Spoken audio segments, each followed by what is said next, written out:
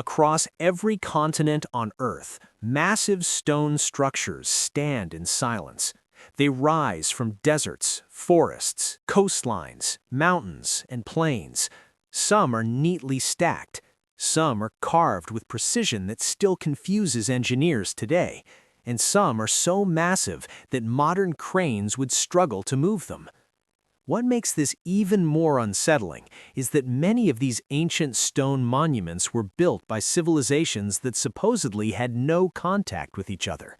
No shared language, no shared maps, no shared technology.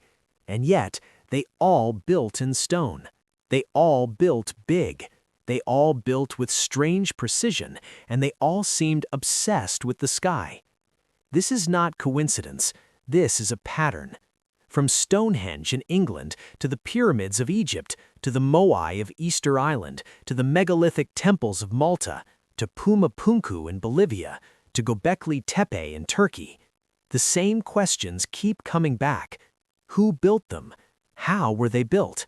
And most importantly, why do they share so many similarities?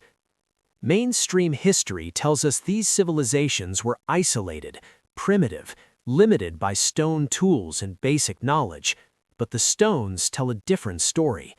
At Stonehenge, massive stones weighing up to 40 tons were transported over long distances without wheels or metal tools.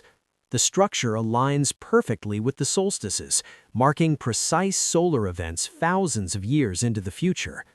In Egypt, the Great Pyramid is aligned to true north with accuracy that rivals modern instruments. The stones fit together so tightly that a razor blade cannot pass between them, and this was done over 4,000 years ago. In South America, Puma Punku features stone blocks cut with angles and grooves so precise they appear machine-made. These stones weigh over 100 tons and were moved across rough terrain without beasts of burden or advanced machinery. On Easter Island, nearly 1,000 Moai statues were carved, transported, and erected by a small island population using methods still debated today. Different continents, different cultures, same impossible questions. Even more disturbing is the timeline. Many of these structures appeared during periods when humanity was supposedly struggling just to survive. No large cities, no advanced mathematics, no global trade networks. So how did knowledge spread? Or was it already there?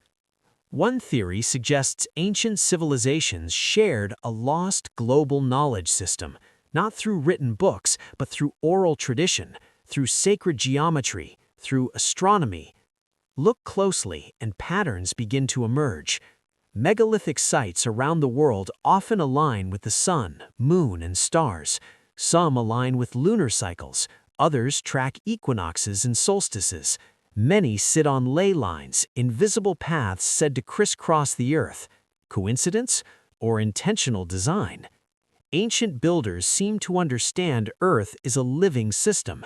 They placed monuments at geologically significant points, on fault lines, on magnetic anomalies, on elevated ground with clear views of the sky. These were not random piles of stone. They were placed with purpose. And then there's the technology question. Official history claims copper chisels and stone hammers shaped these massive blocks, yet experimental archaeology repeatedly fails to replicate the precision found in ancient sites. Some stones appear melted, others show drill marks that suggest advanced techniques. In some cases, stones were cut harder than modern steel tools should allow. So what did they know that we don't? Another uncomfortable possibility emerges. What if these civilizations were not as isolated as we think? Ancient seafaring may have been far more advanced than officially acknowledged. Ocean currents connect continents naturally. The Pacific, Atlantic, and Indian Oceans act like highways, not barriers. There is evidence of ancient maps that show coastlines with surprising accuracy. There are legends of great teachers who arrived by sea and brought knowledge with them. Civilization starters, culture bearers, builders. Every culture has them. In South America, Viracocha. In Mesoamerica, Quetzalcoatl. In Egypt, Thoth. In Mesopotamia, Oannes. Different names, same story. Beings who arrived after a great catastrophe, beings who taught humanity how to build, measure, farm, and observe the stars. Beings who left, promising to return. Mainstream historians label these myths, but myths often preserve memories when written records are lost. There is also the lost civilization theory. What if an advanced global civilization existed before the last ice age? A civilization wiped out by floods, rising seas, and climate chaos. A civilization whose survivors passed fragments of knowledge to later cultures. This would explain the sudden appearance of advanced construction. It would explain shared symbolism. It would explain why knowledge seems to arrive fully formed. Sites like Göbekli Tepe challenge everything we thought we knew, built over 11,000 years ago, before agriculture, before cities, before pottery, yet it features massive stone pillars carved with animals and symbols, complex planning, intentional design. This site alone forces us to rethink the entire timeline of civilization.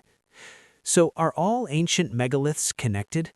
Not necessarily by a single empire, not by airplanes or satellites, but possibly by a shared understanding of earth, sky, and stone, a shared ancient science, a science lost to time. Modern civilization often assumes progress is linear, that we are the smartest generation to ever live, but history may be cyclical. Civilizations rise, they master knowledge, then they fall. And the stones remain, silent, patient, waiting.